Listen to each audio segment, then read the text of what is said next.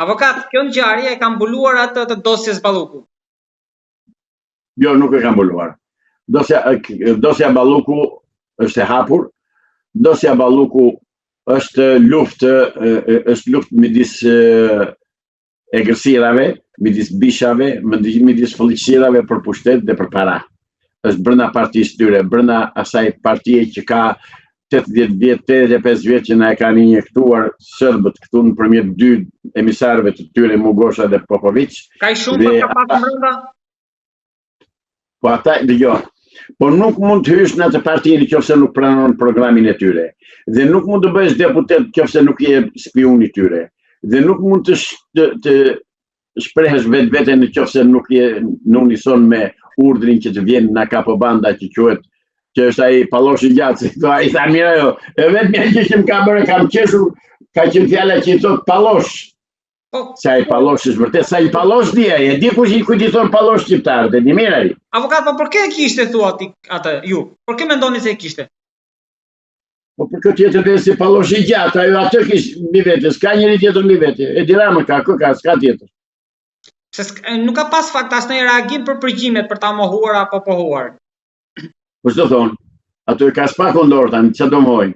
Ç'do mohojnë atë janë të shkruara me mesazhe. Ka gjë tjetër thoni më të fortë brenda mesazheve apo i nxorën për publikun këto që ishin thashë themen pse thash pa thel. Ka dalë vetëm 100 atyre që janë brenda.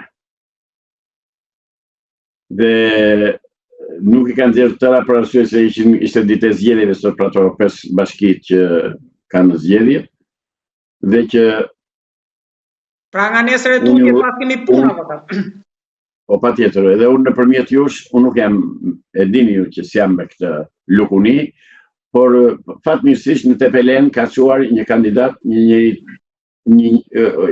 ish oficer, një njeri që për mua është burr shteti, sepse e kam provuar me një dokument që i kam kërkuar zyrtarisht pa i njohur edhe se dhe tani nuk kam takuar ndonjëherë, por fakti që u përgjigj më njëherë dhe në mënyrë më zyrtare të mundshme dhe më të ligjshme, tregon që Gramos Sako është me të vërtet personi i duhur për të drejtuar qytetin e Tepelenës. Dhe nëpërmjet jush i uroj, në radhë parë i uroj suksese, në radhë të dytë i them pastro Bashkinë e Tepelenës dhe administratën e Tepelenës nga fullëqësirat që ka lënë mbrapa dhe pastruat dhe grop septike që ka lënë tërmet Peçin Tepelenë.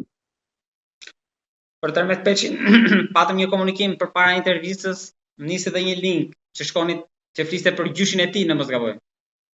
Nuk është gjyshi i tij, është xhaxhai i Tiatit, domethënë Shefqeti dhe gjyshi i tërmet Peçit ishin vëllezër. Dhe Shefqet Peçi në Facebook kanë botuar një shkrim për një libër që ka bërë dikush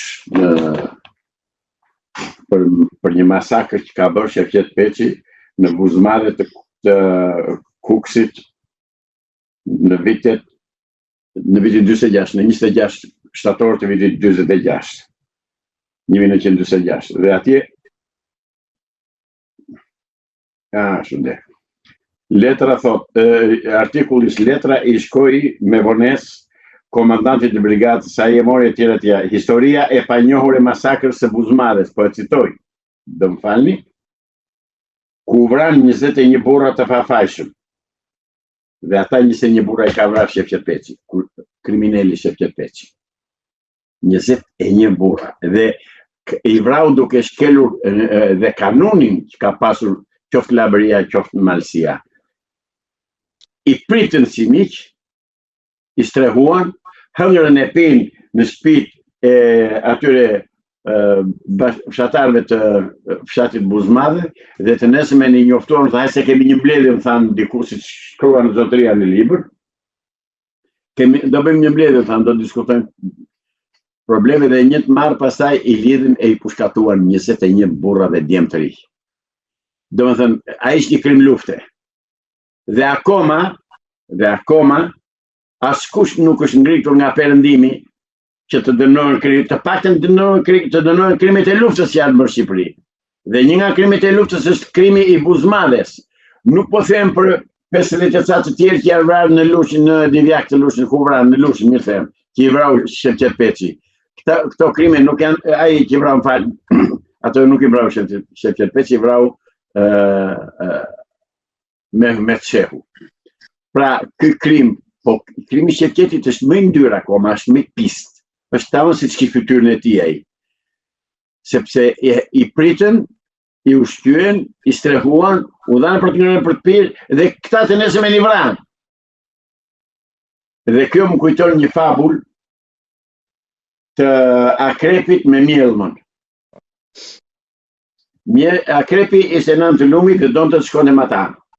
Dhe i thot mjellmës, më ço dhe mua, i thot, me që nuk di notë. Po, i thot mjellma. E mori në kurris, hipi, kaluan lumin, e shkarkoi mjellma zbrit tani, i tha. Dhe ai para se të zbriste e pickoi. I tha mjellma, po këtë pse ma bëre, i tha. Po në këtë ditë të bëj, i tha. Ky është profesioni im, i tha. Ky që profesioni Shefqet Peçit. Dhe këta të pacit vajten dhe vunë në Tepelen të nipin tërmetin që e ka bërë Tepelenën, o zot sa keq e ka katandisur atë qytet dhe atë rreth ai njeri. Ndoshta duke qenë si deputet mund ta rregulloj gjithë zonën.